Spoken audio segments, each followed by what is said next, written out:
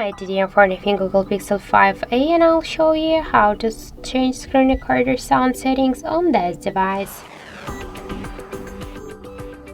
So first, let's open the notification panel shortcuts and then find the screen record icon.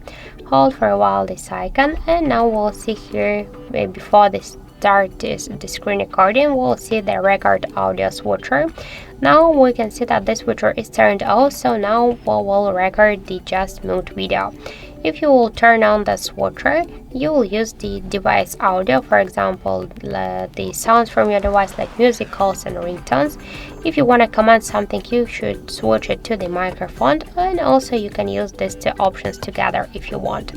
So just if you want to use the mute video, you should just click to the switcher to turn it off and then just tap to start the screen recording.